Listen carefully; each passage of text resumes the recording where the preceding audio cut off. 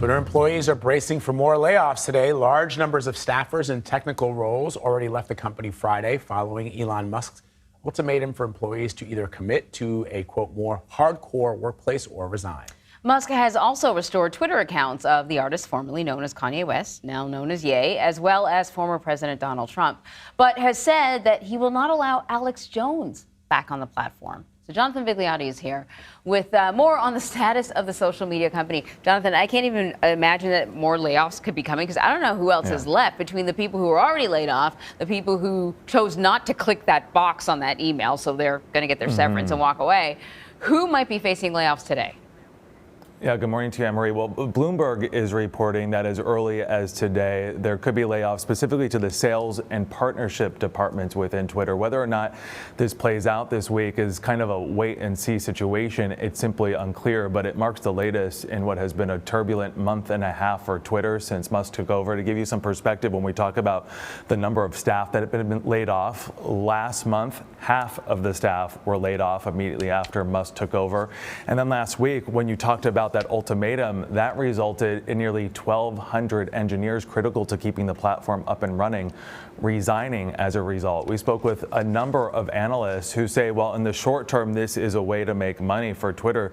They question the viability of laying off so many staff and ask how many more staff can be laid off before the platform itself is no longer viable. We spoke with several engineers, a former engineer that was part of that first round of layoffs who said she was already noticing that there were glitches on the platform. When we talk about trying to make money, I think this is a perfect example. Musk was trying to monetize the verification process. If you recall, I think he wanted to charge about $8 a month for verification, but with so few staff members, there weren't enough to really vet that program. And as a result, you had a number of accounts that were fake, that were getting verified and spreading misinformation.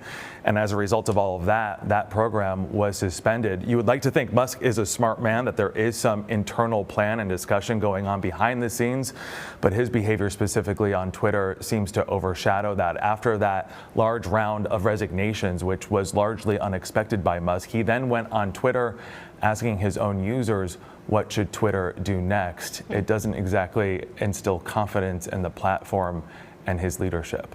Right. And Jonathan, as you know, part of that asking of Twitter users was this poll that he put out there, which, you know, these are not scientific polls, but that gave him the license to reinstate the former president. He's allowed Kanye West, formerly known as Kanye West, now known as Ye, back onto Twitter. But I want to draw attention to the questions surrounding Alex Jones because Mr. Musk paints himself as somebody who is an absolutist when it comes to free speech. But when he was asked about Alex Jones in relation to allowing Trump and Ye back on, he tweeted this: "My firstborn child died in my arms. I felt his last heartbeat. I have no mercy for anyone who would use the deaths of children for gain, politics, or fame," which is, of course, heartbreaking about his child, but also the part about allowing someone who used the death of children for political gains, that's also commendable. But at the end of the day, what that tweet signals to me is that these decisions are arbitrary. Right.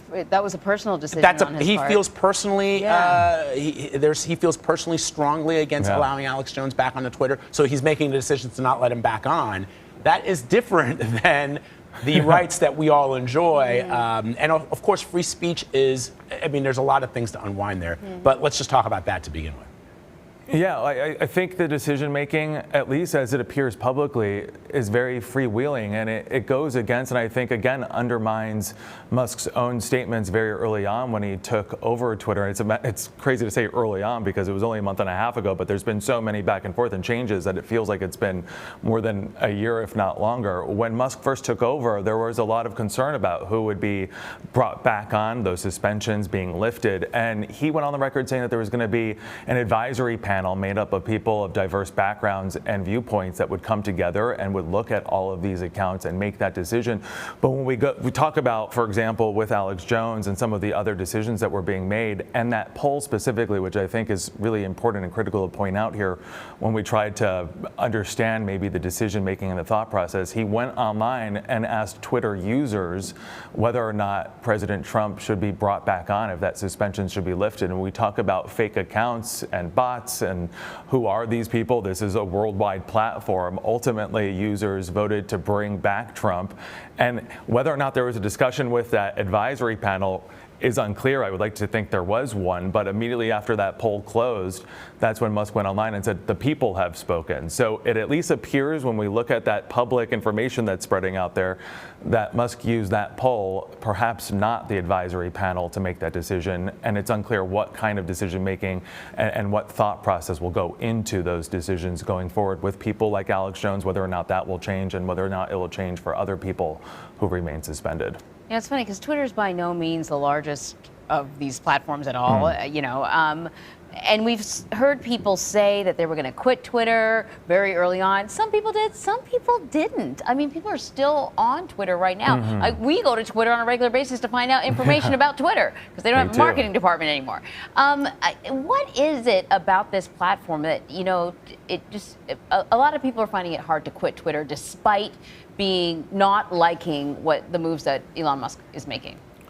Well, I think it's a great question. I think it's an institution now. It's become it's 16 years now and running is how long Twitter has been around. That is nearly a generation of use. It's become a fabric of society, a way of giving the voiceless a voice. It's become part of the way that we communicate. A virtual town square is how everyone describes it, and really vital to communication. I think all of those years of goodwill and of building really what is a legacy platform has made people stick around.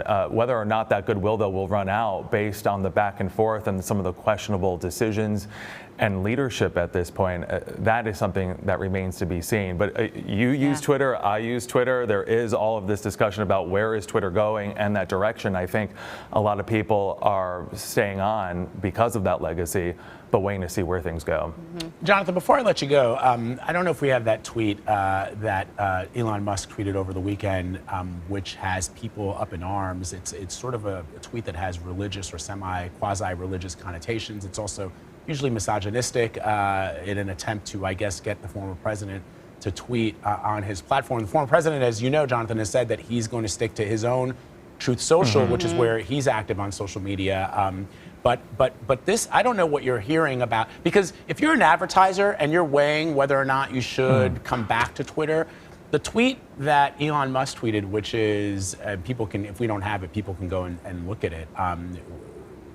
I don't think we're going to throw that out. Well, we probably don't have it. We probably don't have it. All right, but it's just, it's something that a 12-year-old would do, and then when they went to get a job 20 years later, they'd say, I was only 12 when I did that, and don't hold it against me. You know what I do find interesting, though? A lot of these advertisers have suspended their advertising. Even they're not quitting Twitter outright. Good point. There is like this desire to reach those eyeballs.